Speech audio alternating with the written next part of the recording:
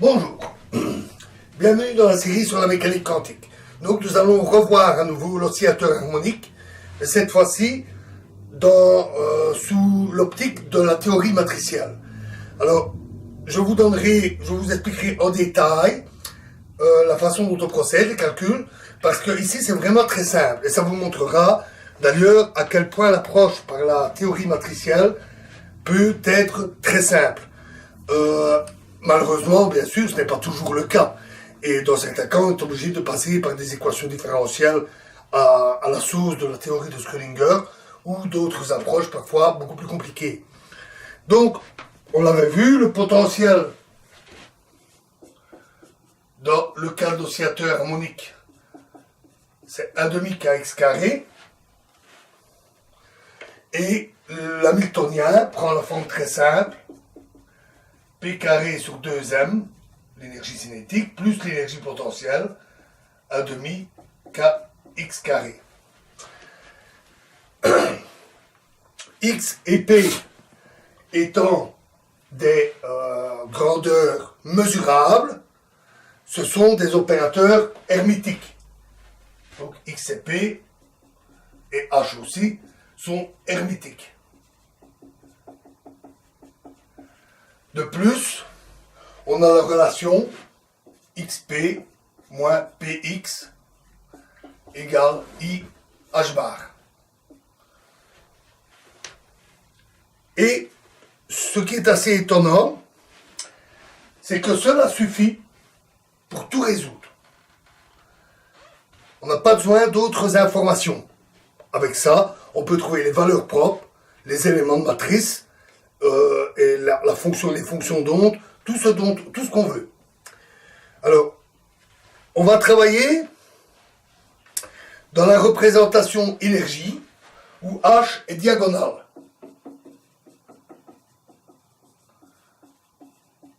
C'est l'approche la plus simple. Dans ce cas, KHL, un élément de matrice de l'hamiltonien, est simplement EK KL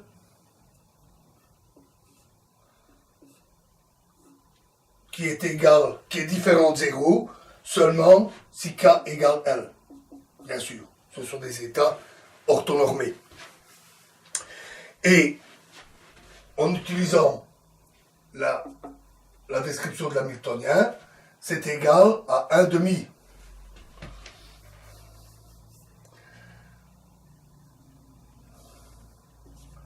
K P J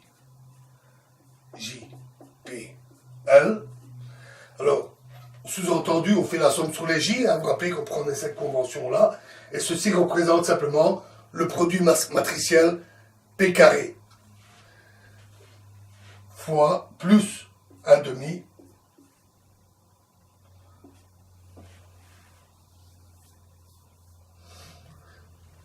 1 sur 2m, pardon, 1/2 K' fois KX J JXL. À nouveau, le X carré, le produit des deux matrices, avec la somme sur J. On sait que P et X sont hermétiques. Ça veut dire que JPL est égal à LPJ. Parce que P égale P croix, P, le conjugué hermétique. L'opérateur étant hermétique.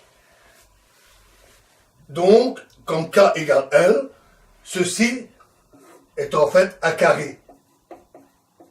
Ce qui n'est pas très étonnant.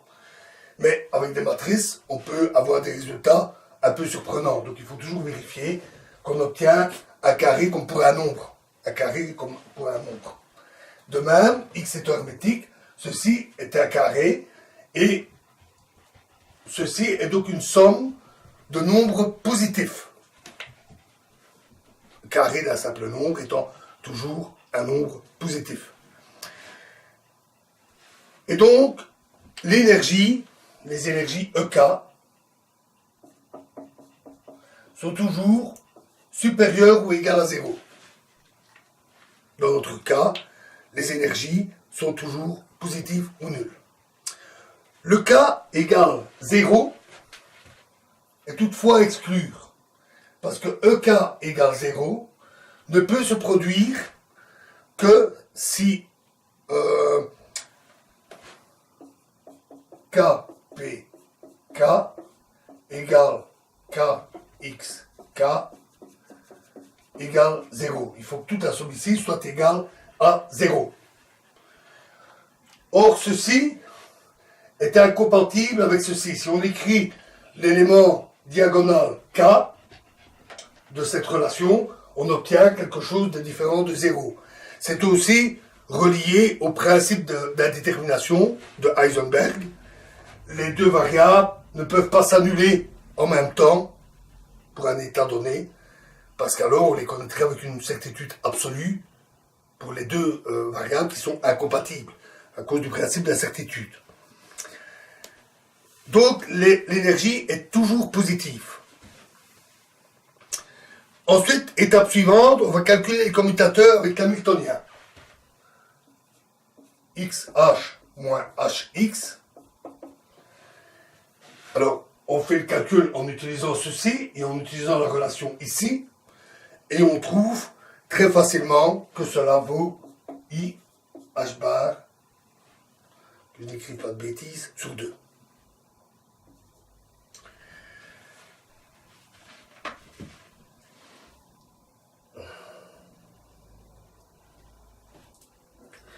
Et on calcule, pardon, sur M.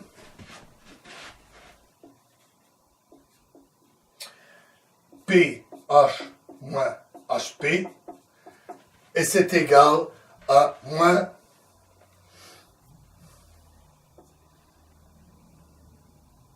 I H bar KX. Excusez-moi, j'ai oublié un P ici.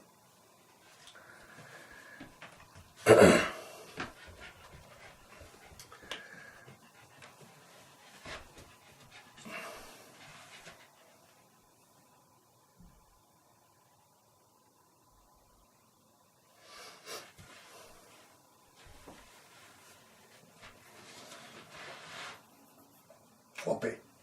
Petite erreur dans mes notes. Alors, écrivons cette relation sous forme matricielle. KXJ fois JHL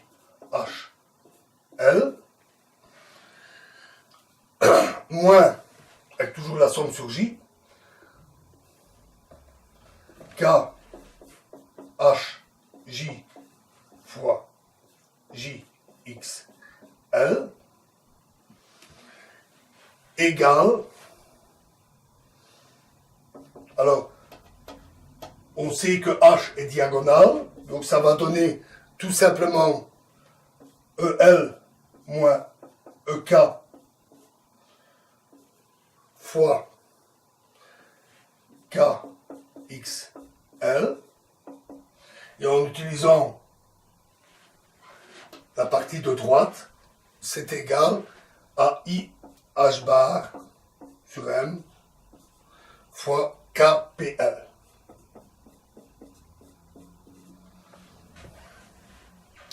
Tout simplement. En utilisant l'autre relation, on obtient de même une relation EL moins EK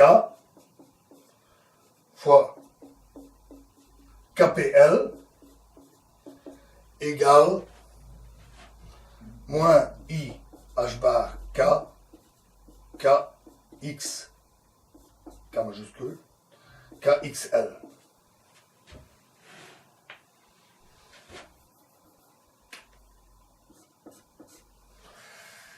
Donc, on obtient deux équations pour KPL et KXL.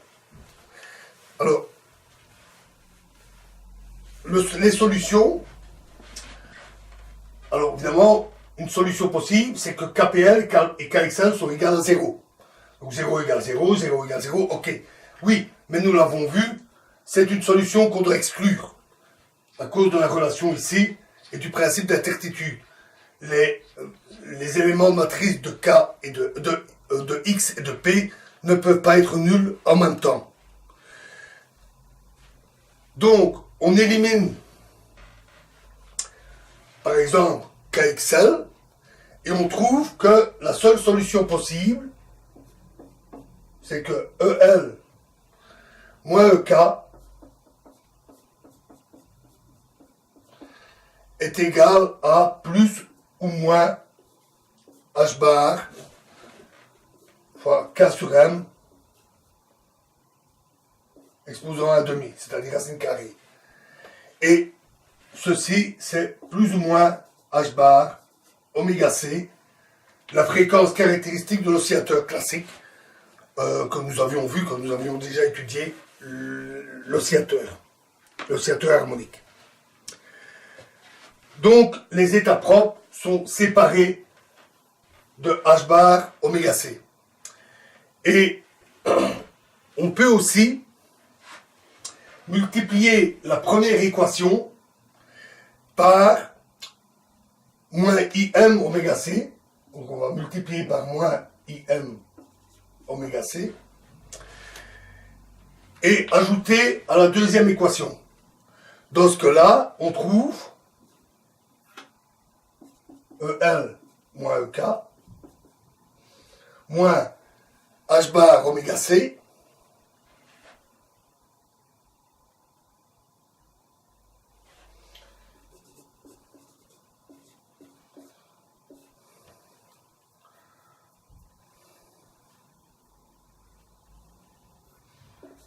K, et alors ici c'est l'opérateur P moins IM oméga C X, KL, égale 0.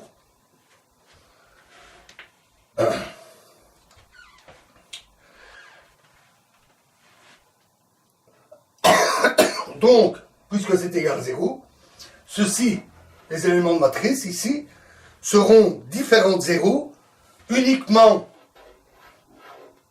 si la partie à gauche est différente de 0, c'est-à-dire si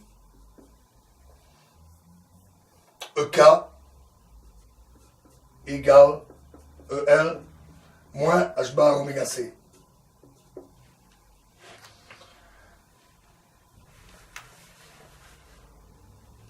Ce qui veut dire que cet opérateur-là appliqué sur L donne un certain multiple de l'état K avec une énergie EK, une énergie inférieure de H bar oméga C.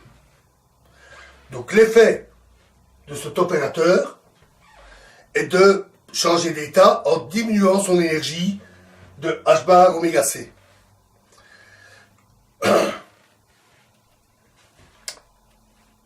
Donc notons que cet opérateur n'est pas hermétique, donc ce n'est pas un opérateur mesurable, ça ne correspond pas à une variable mesurable. Alors voyons son opérateur hermétique, il s'écrit simplement P plus IM oméga C X. Et on vérifie facilement que lui a l'effet inverse, c'est-à-dire qu'appliqué à un état, il augmente son énergie de H bar oméga C.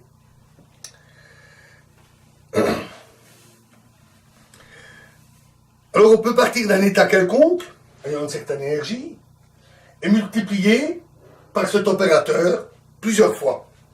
À chaque fois, on obtient un nouvel état avec une énergie plus basse de H bar oméga C. Chaque fois plus bas, par pas, toujours de la même hauteur. Mais là, il y a un problème, puisque on a dit que l'énergie devait être toujours positive. Or, en diminuant par quantité égale, il va bien arriver à un moment donné où on va passer à 0 ou dans les négatifs. Donc, il doit exister un état qu'on va appeler état 0, tel qu'en appliquant cet opérateur-là, à 0, à cet état, on trouve non pas un nouvel état, mais on trouve 0. tout simplement. Parce que j'ai dit que ces états étaient non nuls uniquement quand on avait cette relation-là, mais ça ne veut pas dire pour ça qu'ils ne sont pas nuls. Ils pourraient quand même être nuls. Donc il doit au moins exister un état pour lequel c'est le cas, où en appliquant l'opérateur d'abaissement de l'énergie, on trouve 0. C'est l'état d'énergie la plus basse, puisqu'on ne sait pas diminuer son énergie pour aller plus bas.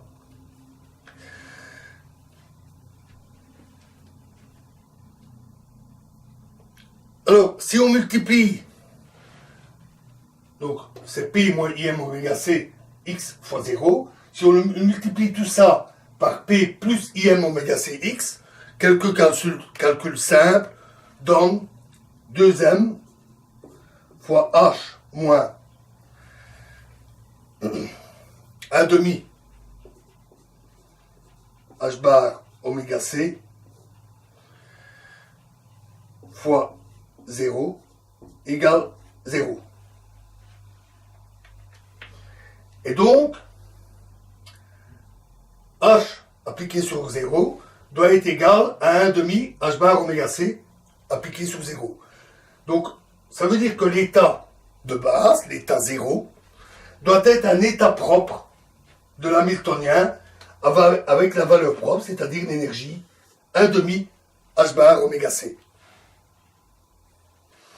Et en appliquant, cette fois-ci, l'autre opérateur, celui qui augmente l'énergie, en appliquant à 0 l'opérateur qui augmente l'énergie de H bar oméga C, on construit ainsi des états successifs, 1, 2, 3, 4, 5, qu'on va numéroter par N en général, avec une énergie En égale N plus 1 demi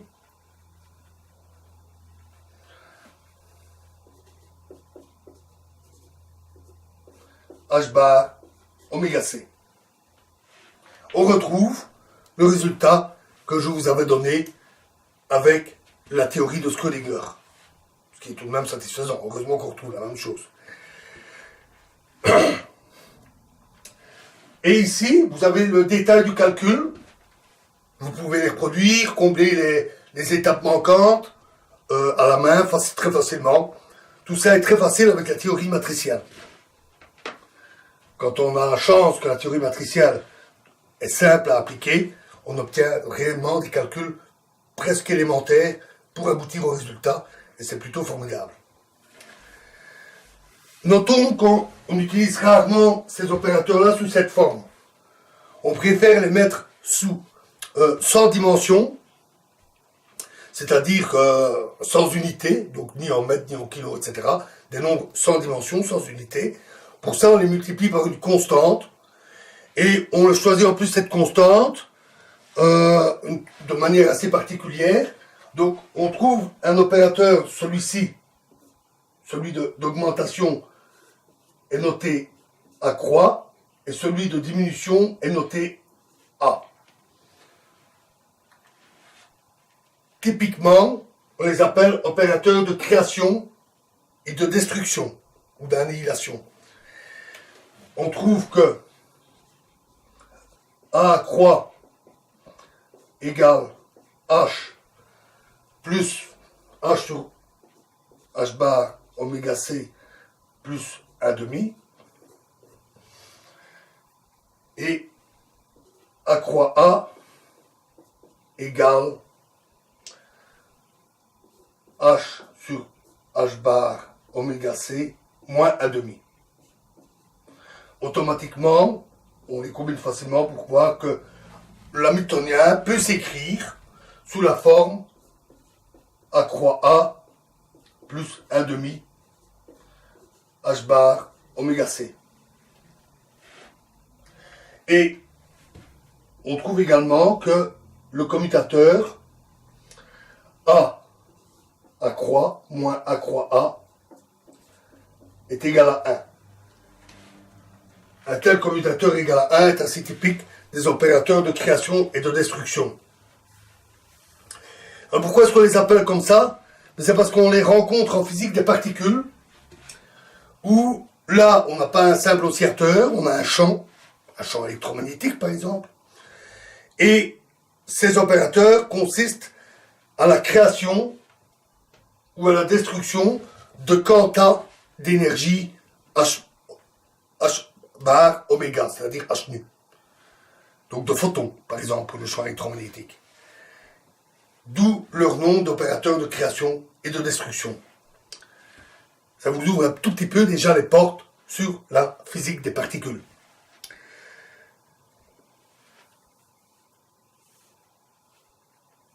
Alors, notons que les valeurs propres de A croix A, on les calcule facilement. Elles valent 0, 1, 2, 3, 4, etc. Et pour l'état n, la valeur propre est égale à n. Donc on appelle souvent cet opérateur opérateur de nombre. Pour un oscillateur, il donne le nème état excité. Pour un champ avec des photons, il va donner le nombre de photons. Donc c'est l'opérateur de nombre.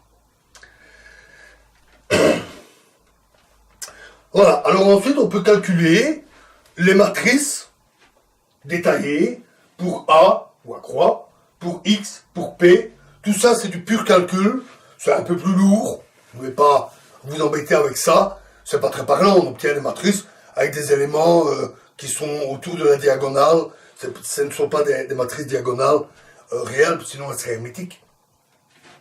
X et P, eux, sont hermétiques, ont des éléments de part et d'autre de la diagonale et des éléments conjugués. Je vous laisse faire ce calcul si vous voulez. C'est pas très difficile, c'est juste un peu lourd, un peu long à faire. Comme résultat, je vais juste vous donner x0. Alors on peut calculer en représentation coordonnée, donc on passe en représentation de position. On calcule que c'est une constante fois une exponentielle qui dépend de x carré. Et typiquement, si on trace la valeur en fonction de x, on obtient une courbe en cloche comme ça. Si l'oscillateur est un système vibrant, par exemple une molécule constituée de deux atomes, qui fonctionne comme un petit ressort, alors l'état de base, 0, correspond à un état qui n'est pas entièrement concentré, les deux molécules l'une contre l'autre, les deux atomes l'un contre l'autre. On a un certain écart, une vibration résiduelle, même pour l'état d'énergie la plus basse, une vibration résiduelle qui a l'énergie 1,5 h bar oméga c, appelée, nous l'avions dit, énergie de point zéro, qui est l'énergie minimale du système quantique. Voilà, pour l'oscillateur, en théorie matricielle, comme vous avez vu, ce n'est pas très compliqué. Beaucoup de calculs en théorie matricielle se font un peu de cette manière. Nous en reverrons. Et dans la prochaine vidéo, nous allons passer à toute autre chose. Nous quittons provisoirement Schrödinger. Nous adopterons souvent les notations matricielles. Nous allons passer aux symétries en général. Nous avions parlé par exemple de la parité. Nous allons passer aux symétries en général et au spin des particules, avec des résultats assez extraordinaires. Je vous remercie.